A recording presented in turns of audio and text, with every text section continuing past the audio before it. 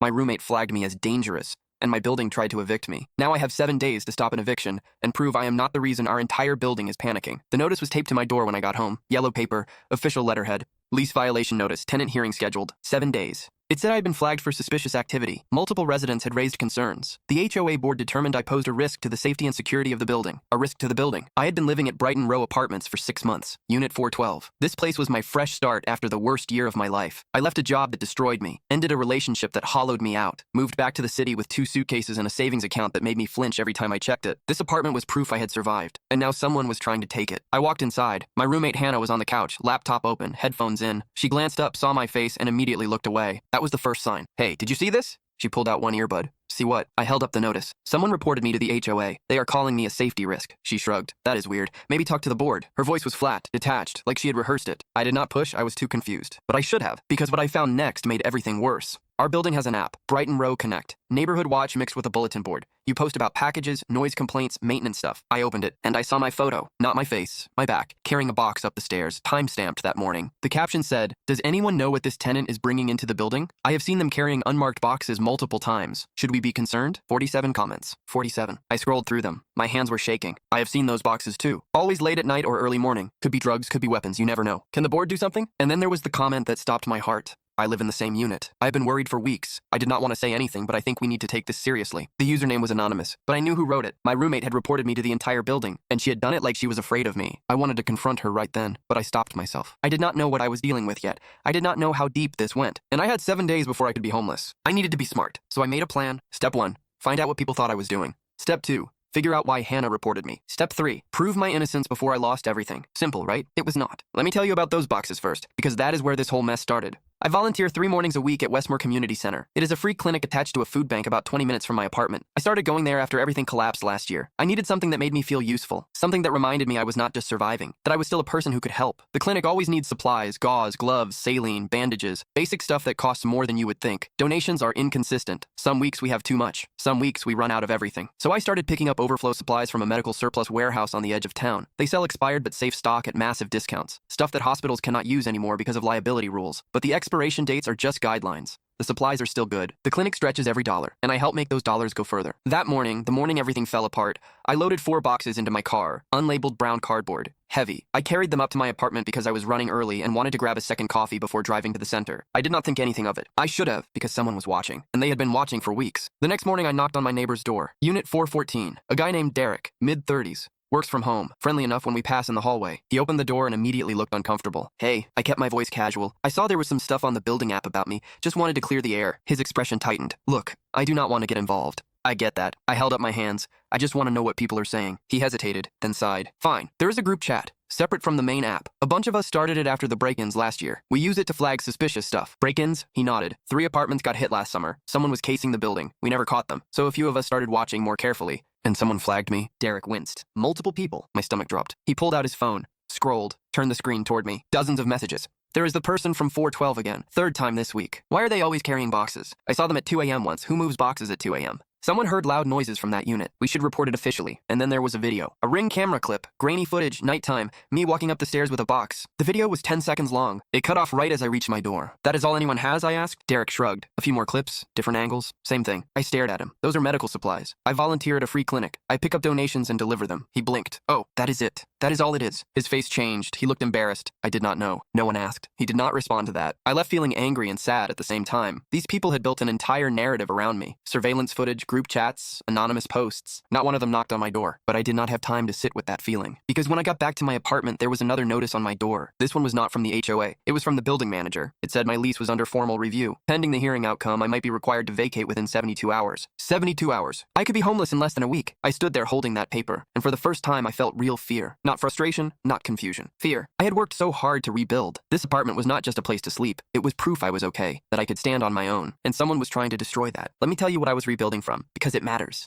A year ago, I was in a different city, different job, different relationship. The job was at a marketing firm. I was good at it, too good. I worked 60-hour weeks, skipped vacations, answered emails at midnight. I thought if I just worked hard enough, everything would fall into place. It did not. The company went through layoffs. Guess who was too expensive to keep? The person who had given everything, who had no boundaries, who had made themselves essential but also exhaustible. They let me go, gave me 2 weeks severance and a box to pack my desk. The relationship ended 3 weeks later. My partner said I had become someone they did not recognize, someone hollow, someone who only talked about work and stress and deadlines. They were not wrong. I moved back to my hometown with nothing, stayed with my parents for a month, felt like a failure every single day. Then I found the volunteer position at Westmore, and slowly I started to feel like myself again. The apartment at Brighton Row was the final piece. My own space, my fresh start, proof that I had survived the worst year of my life and come out the other side, and now someone was trying to take it. I went inside and started gathering evidence. I called the medical surplus warehouse where I pick up supplies, asked them to email me receipts for every order I had collected in the last 6 months, dates, descriptions, photos of the boxes. The woman on the phone was confused at first, then concerned. Is everything okay? I explained the situation, briefly. She said she would send everything within the hour. Next, I called Westmore Community Center, asked to speak with Priya, the volunteer coordinator. She answered on the third ring. What is wrong? Your voice sounds off. I told her. Everything. The notice. The app post, the comments, the hearing in 7 days. She was quiet for a moment. Then she said something that made me want to cry. I will write a letter tonight, and I will testify at the hearing if you need me to, whatever it takes. I thanked her, hung up, sat on my bed for a long time. I thought I was ready. I was not, because the next day things got so much worse. I was walking to my car when a woman stopped me in the parking lot. I recognized her from the 3rd floor, Megan. She had a dog. We had nodded at each other a few times. She did not nod this time. You are the one from 412, right? I paused. Yes. She crossed her arms. I saw the posts and the videos. I can explain those. She cut me off. I do not need an explanation. I need you to know that some of us are talking to the board directly. We want you out before the hearing. I stared at her. Before the hearing? I have not even had a chance to defend myself. She shrugged. Some of us do not feel safe waiting. Then she walked away. I stood there for a long moment. Before the hearing, they were not even going to let me speak. That night, I could not sleep. I kept refreshing the app, watching the comments multiply, watching people I had never met decide I was dangerous. By morning, the post had 93 comments, and someone had started a new thread. The title said, Building Safety Concerns, Unit 412. The post was detailed, too detailed. It listed every time someone had seen me carrying boxes, every late night arrival, every early morning departure. Someone had been keeping a log, and now they had shared it with the entire building. I scrolled through the responses. This is very concerning. We need to take action. I am not comfortable living here if this continues. And then I saw a name I did not recognize. Dina. She had commented on every single post about me, always the most aggressive, always pushing for immediate action. Her latest comment said, I heard from someone on the 4th floor that this person might be running an illegal operation out of their apartment. We need to protect our building before it is too late. An illegal operation. I read that comment 5 times. Someone was spreading lies, and those lies were spreading fast. I spent the rest of the day trying to figure out who Dina was. I looked through the building directory, checked old resident lists, asked Derek if he knew her. He shrugged. Name does not ring a bell, but I do not know everyone. I needed more information, and I needed to talk to Hannah, but she was avoiding me, leaving before I woke up, coming home after I went to bed, locking herself in her room the second she walked through the door. I tried knocking. She did not answer. I tried texting. She left me on read. I tried waiting in the living room. She came home, saw me, and immediately turned around and left again. She was hiding something, and I was running out of time. Day 3. I came home from the clinic earlier than usual. I had asked Priya to let me leave after the morning shift. I needed to catch Hannah before she could escape again. The front door was unlocked. I heard movement in the kitchen. I walked in quietly. Hannah was standing at the counter, making tea, her back to me. She did not hear me come in. We need to talk. She spun around. Her face went white. I held up my phone, showed her the app post, the comment from someone in our unit. You wrote this. She opened her mouth, closed it. Then she started crying. I did not expect that. I expected defensiveness, excuses, anger, maybe even denial. Not tears, not the way she crumpled against the counter like something inside her had finally snapped. I am sorry. Her voice cracked. I did not mean for it to go this far. You reported me to the entire building. You called me a safety risk. You might get me evicted. I know, she wiped her face. I know, and I cannot explain it in a way that makes sense. Try. She took a shaky breath, and then she told me something I never expected. 3 years ago, Hannah had a different apartment, a different life, a different roommate. Her name was Laurel. They met through a mutual friend. Seemed perfect. Clean, quiet, always paid rent on time. For 6 months, everything was fine. Then things started going missing. Small stuff at first, spare change from the kitchen counter, a gift card Hannah had been saving, $20 from her wallet. Hannah thought she was being forgetful. Then she got a call from her bank. Someone had opened a credit card in her name, run up $3,000 in charges. The card was maxed out. She confronted Laurel, and Laurel lost it. She denied everything. Then she flipped the script, told Hannah she was paranoid, unstable, dangerous. Hannah tried to go to the landlord to explain what was happening, to ask for help, but Laurel got there first. She told the landlord that Hannah had threatened her, that Hannah was erratic, violent, a safety risk. There was no hearing, no investigation, no chance to explain. Just a notice and 72 hours to leave. Hannah lost her security deposit. Her credit was destroyed. She spent 4 months sleeping on friends' couches, missed work, almost lost her job. It took her 2 years to recover, and she never fully did. She told me all of this standing in our kitchen, shaking, voice barely above a whisper. When I saw you with those boxes, something in my brain broke. She wiped her eyes. I did not see a volunteer. I saw a pattern. I saw someone hiding something. I saw Laurel. I was not trying to hurt you. I was trying to protect myself. I thought if I flagged it early, I could stop it before it got bad, before I lost everything again. I stood there processing. Part of me was angry. She had not talked to me. She had not asked questions. She just assumed the worst and let fear drive every decision. But another part of me understood. I knew what it felt like to carry trauma into new spaces, to flinch at shadows that looked like old wounds, to protect yourself so hard you accidentally hurt someone else. That did not make it okay, but it made it human. I sat down at the kitchen table. You should have talked to me. I know. You could have just asked. I would have told you everything. I know. But you went behind my back, and now I might lose my home. Her face crumpled. I am sorry. I do not know how to fix it. I looked at her for a long moment. Then I made a decision that surprised even me. You are going to help me fix it. She blinked. What? The hearing is in 4 days. You are coming with me, and you are going to tell them the truth. Her eyes went wide. I cannot do that. You can. They will hate me. The whole building will know it was me. You already made this public. You just did it anonymously. Now you are going to own it. She stared at me like I had asked her to jump off a cliff, but she did not say no. The next morning, I woke up to 23 new notifications on the building app. Someone had posted overnight. A resident named Dinah, the same one who kept pushing the illegal operation rumor. Her new post said, I spoke with building management. They confirmed the hearing is happening, but they are concerned it might not be enough. Several of us are drafting a petition to have the tenant removed immediately, regardless of the hearing outcome. A petition. They were trying to get me kicked out before I could even defend myself. I scrolled through the comments. I will sign. Count me in. This building used to feel safe. Now I am scared to walk to my car. We cannot wait 7 days. What if something happens? 31 people had already responded. 31. I felt sick. But then something else happened. I walked outside to check my mail and found a note taped to my mailbox. No signature, just typed words on plain white paper. It said, we know what you are doing. Leave before we make you. I read it 3 times. We know what you are doing. Leave before we make you. Someone was threatening me now, not just online, in person. I looked around the mailroom. Empty. No cameras in this part of the building. I took the note, folded it, put it in my pocket. Evidence. I needed more evidence. That afternoon, I was walking back from my car when I ran into Caleb, the guy from the 4th floor who had commented that my schedule seemed off. He saw me and immediately changed direction, tried to walk the other way. Hey, I called out. Can we talk for a second? He stopped.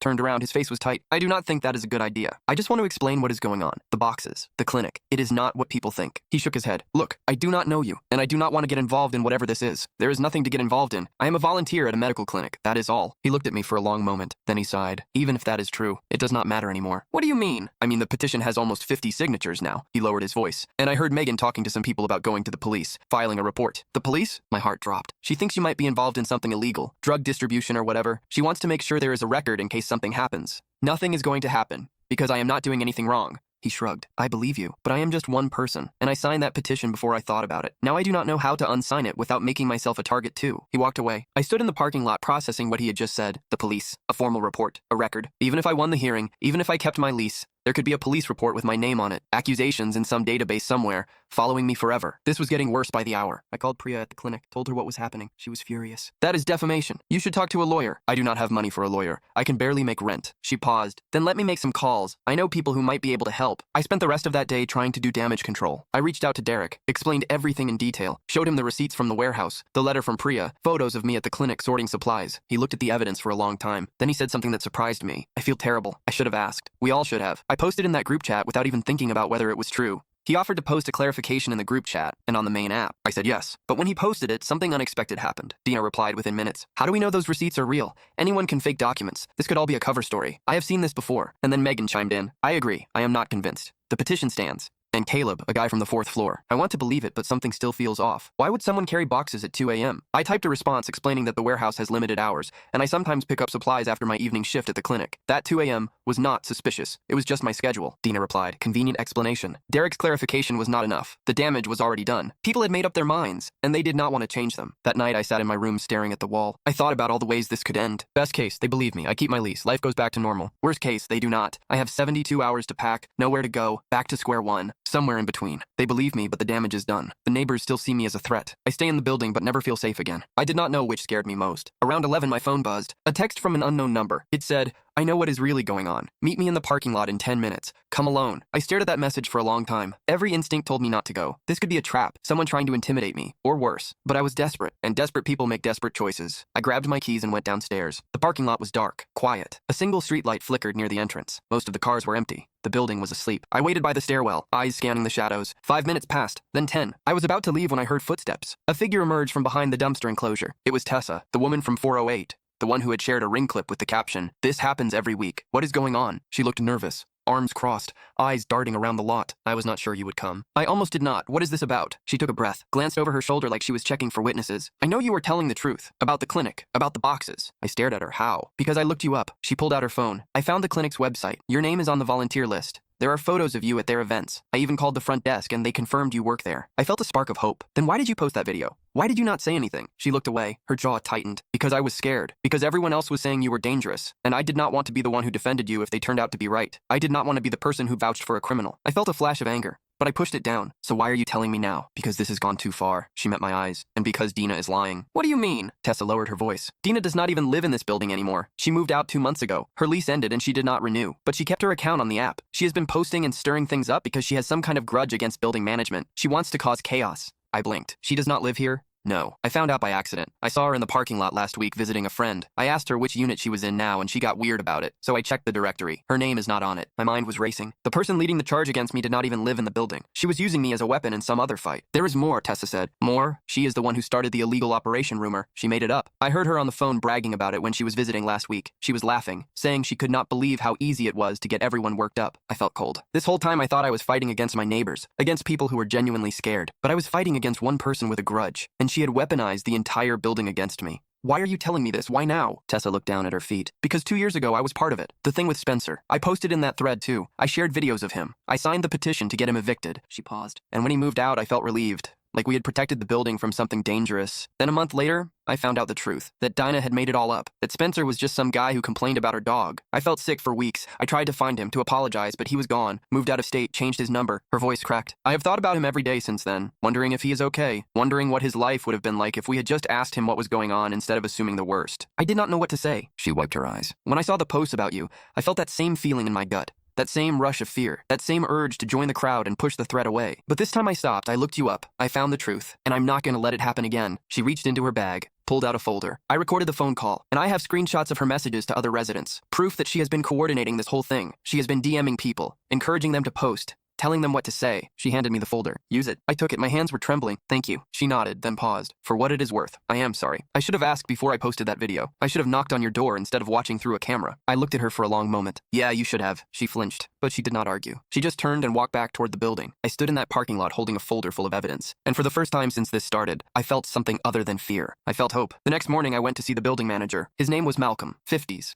Gray hair, tired eyes. He had been running Brighton Row for 8 years. I had only spoken to him twice. Once when I moved in, once when my bathroom sink broke. He did not seem surprised to see me. I figured you would come by eventually. Have a seat. I sat across from his desk, handed him the folder. He read through it slowly. His expression got darker with every page. The recording, the screenshots, the messages. When he finished, he looked up at me. I had no idea about any of this. Dina moved out 2 months ago. She's been using the app to target me, and she started the rumor about the illegal operation. He shook his head. This is a mess. I know, but I need you to do something about it. The hearing is in 3 days, and there is a petition trying to get me kicked out before I even get to speak. He was quiet for a moment, rubbing his temples. Then he said something I did not expect. There is something else you should know. I tensed. What? You are not the first person Dina has targeted. What? 2 years ago, she did something similar to another tenant, a young guy named Spencer, Unit 203. She accused him of dealing drugs out of his apartment, posted about it on the app, got people worked up, started a whole campaign. What happened to him? Malcolm sighed. He moved out before the hearing, could not take the pressure, the harassment, people leaving notes on his door, avoiding him in the hallway. He just packed up and left. And later we found out Dina had made the whole thing up. She was angry because Spencer complained about noise from her unit. She had a dog that barked constantly. He filed a formal complaint, and she retaliated. I felt sick. She has done this before, and she got away with it. Yes. Malcolm looked genuinely pained, and I should have banned her from the app when she moved out. I should have done a lot of things differently. That failure is on me. He stood up. I am going to call an emergency board meeting tomorrow night. I want you there, and I want you to bring everything. The evidence about Dina,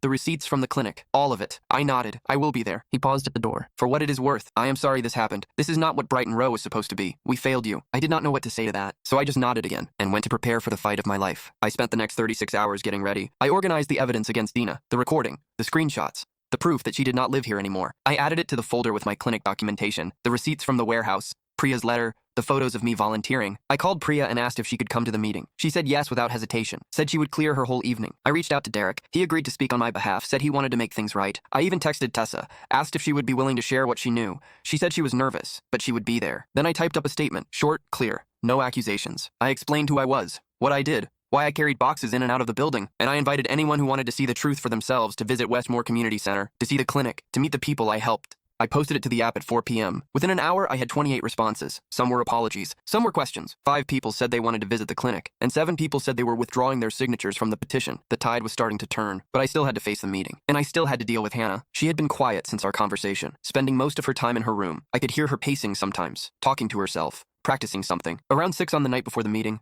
I knocked on her door. She opened it. Her eyes were red. "I have been thinking," she said, "about what you said, about owning it." I waited. She held out a folded piece of paper. "I wrote something for the meeting. I want to read it." I took it, opened it. It was a letter. Handwritten, 3 pages. She had written everything. Her history with Laurel, the identity theft, the false accusations, the eviction that shattered her stability, the fear that had lived in her chest ever since. She wrote about how she saw me with those boxes and panicked, how she posted on the app without thinking, how she watched the comments multiply and felt sick but did not know how to stop it. And at the end, she asked the board to hold her accountable, not me. I looked up at her. "Are you sure about this? If you read this, everyone will know it was you." She nodded. Her hands were shaking, but her voice was steady. "You were right. I made this public. I have to own it. And I owe you that much. More than that." I did not thank her. It felt wrong to thank her for fixing something she broke, but I nodded. And we stayed up until midnight rehearsing, going over what she would say, how she would say it. Around 1 a.m., there was a knock at the door. We both froze. I walked to the door, looked through the people. It was Derek. He looked worried. I opened the door. "Sorry to bother you so late," he said, "but I thought you should know something." "What?" He glanced over his shoulder, then stepped closer. "Megan changed her mind about going to the police. Someone talked her out of it. I think it was Tessa, actually."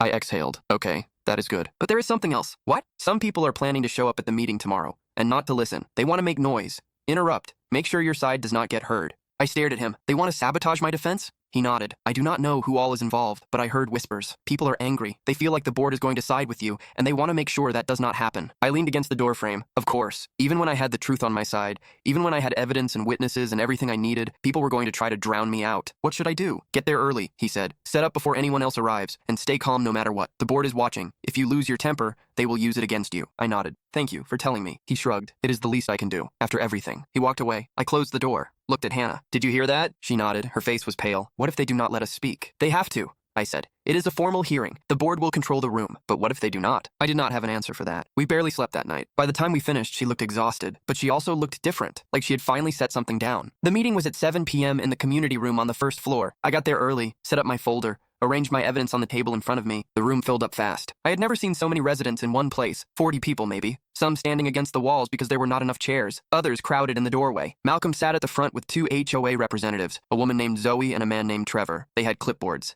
Serious faces. I scanned the crowd. Derek was there, sitting near the front. He gave me a small nod. Tessa was in the back, arms crossed, looking nervous. Caleb was near the window. He did not make eye contact. Megan was front and center. The woman who had confronted me in the parking lot. She looked ready for a fight. And Priya. She had driven 40 minutes after work. She sat right behind me, close enough that I could feel her presence. Hannah slipped in just before the meeting started. She sat next to me. Her hands were folded in her lap, trembling slightly. Malcolm cleared his throat. "Thank you all for coming. I know this is unusual, but we have some important matters to address." He paused. "Before we hear from the tenant in question, there is something the board needs to share." He held up the folder I had given him. "We have discovered that one of the primary voices behind this complaint, a resident posting under the name Dina, no longer lives in this building. She moved out 2 months ago, but she retained access to the app and has been using it to spread false information and organize a petition against a current tenant." The room went silent. Someone in the back muttered something I could not hear. Malcolm continued. "Furthermore, this is not the first time this individual has engaged in this behavior. 2 years ago, she targeted another tenant named Spencer with similar false accusations. He left the building before his hearing because the harassment became unbearable. We later discovered the entire situation was fabricated as retaliation for a noise complaint." The silence deepened. Megan's jaw dropped. She looked like someone had slapped her. "We should have revoked her app access when she moved out," Malcolm said. "That failure is on the board, and we owe an apology to the tenant she targeted, both the current one and the former one." He looked at me. "We would like to hear your side now." I stood up. The room was so quiet I could hear the air conditioning humming, and I told them everything. Not defensively, not angrily, just clearly. About halfway through my explanation, someone in the back shouted, "This is ridiculous. Why are we even listening to this?" It was a man I did not recognize, standing near the door. Malcolm held up his hand. "Please,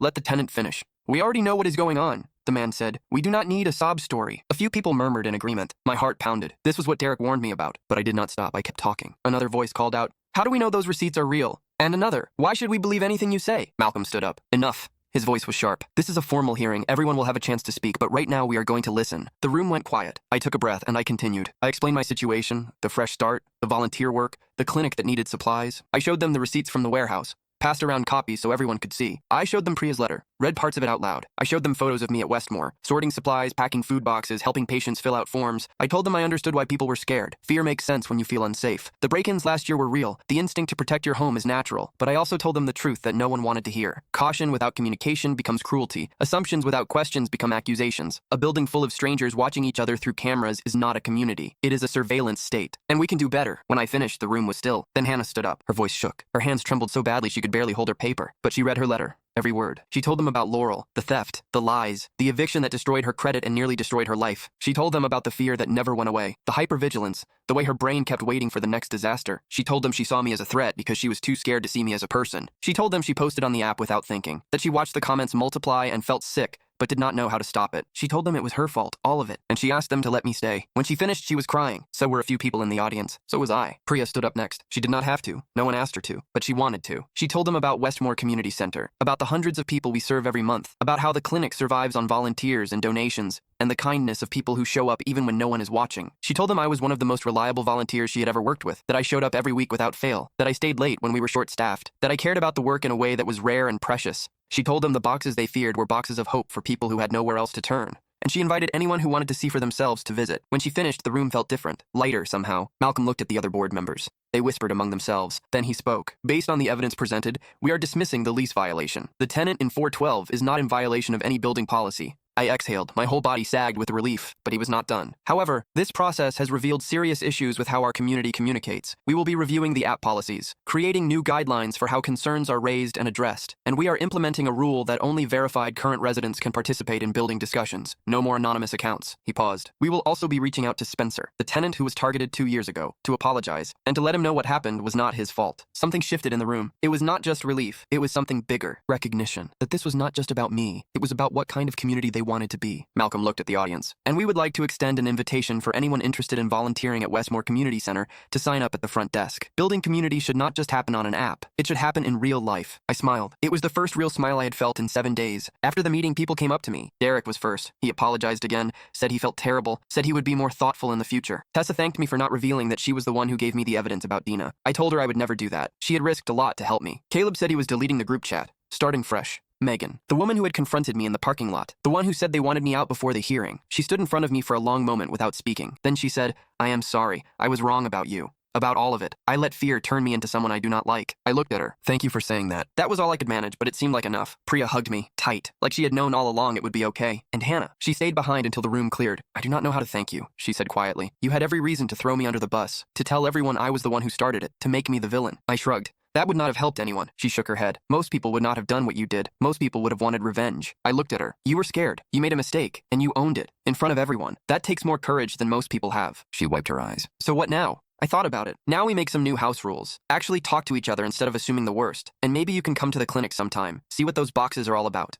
She laughed. A real laugh. The first one I had heard from her in months. Deal. 10 residents from Brighton Row showed up at Westmore Community Center for a volunteer day. Hannah was one of them. So was Derek and Tessa and Caleb. Even Megan came. She brought her dog. He was surprisingly well behaved. We sorted supplies, packed food boxes, cleaned the donation room, organized the medication storage, filed paperwork, mopped floors. Priya put us all to work. She did not go easy on anyone, but she smiled the whole time. And at the end of the day, we sat in the break room drinking bad coffee and eating stale cookies that someone had donated. Megan looked around the room. I had no idea places like this existed, she said. I drive past this building every day and never thought about what was inside. Most people do not, Priya said, until they need it. Hannah was quiet. She had been quiet most of the day, working hard, keeping her head down. But as we were leaving, she pulled me aside. Thank you, she said, for giving me a chance to be part of something good. I nodded. Everyone deserves that chance. I got a message on the building app. The app looked different now. No more anonymous usernames. Everyone's name and unit number displayed clearly. New community guidelines pinned at the top. The message was from a new resident, a woman named Kira. She had just moved into Unit 305. She wrote, Hi, I am new here and still figuring things out. I saw that Brighton Row has a volunteer group that goes to Westmore Community Center. Is that still happening? I would love to join if there is room. I smiled. Then I typed back, Yes, we go every other Saturday. Next one is this weekend. Want me to add you to the list? She responded within minutes. Yes, please. Thank you so much. Looking forward to meeting everyone. I added her name. Then I leaned back in my chair and looked around my apartment. The same apartment I almost lost. The same walls. The same view of the parking lot from the balcony. But everything felt different now. Hannah walked in from the kitchen. She was carrying 2 mugs of tea. She handed one to me. What are you thinking about? I smiled. Just how different things are now. She sat down across from me. Good different? Yeah, good different. She nodded, sipped her tea. You know, she said, I never asked you why you kept helping me. After everything I did. I shrugged. I told you. You were scared. You made a mistake. But it was more than a mistake. I almost ruined your life. I thought about it for a moment. When I was at my lowest point, after I lost my job and my relationship and everything I thought I had built, I had this moment where I realized I could go one of two ways. I could let the anger and the hurt turn me into someone bitter, someone who assumed the worst about everyone, someone who pushed people away before they could hurt me. Or I could choose differently. I looked at her. The people at Westmore gave me a chance to be useful again. They did not know my story. They did not care about my failures. They just let me show up and help. That changed everything for me. And when you told me your story, about Laurel, about what happened to you, I saw someone who had been through their own version of what I went through. You made a bad choice, but you were not a bad person. And I wanted to give you the same chance someone gave me. Hannah wiped her eyes. You know what the worst part is? She said. If you had done what I did to you, if you had reported me, if you had gotten me evicted, I would have deserved it. Maybe, I said. But would that have made anything better? She shook her head. No, it would have just continued the cycle. Exactly. We sat in silence for a moment. Then she laughed, a small laugh, almost surprised. What? I just realized something, she said. This is the first time since I moved in that I am not afraid, not waiting for the other shoe to drop, not watching you for signs that you were going to betray me. I smiled. That is progress. Yeah, she said, it really is. 6 months ago, I sat in my car outside this building, engine off, hands on the wheel. I was terrified. Not of the apartment, not of the roommate I had not met yet. I was terrified that I would fail again, that this fresh start would collapse like the last one, that I would pour everything into building something new only to watch it crumble. But I signed the lease anyway, because the only thing scarier than trying again was never trying at all. And now I am still here, still in Unit 412, still carrying boxes up the stairs every week. But now my neighbors wave when they see me. Some of them stop to chat, ask about the clinic, ask about Hannah, ask if there is anything they can do to help. Now my roommate asks how my day went. We eat dinner together most nights. We have a new chore chart. She lets me pick the colors. Now, when someone posts something suspicious on the app, at least one person comments, maybe just knock on their door and ask. It is not perfect, but it is home, and I earned it.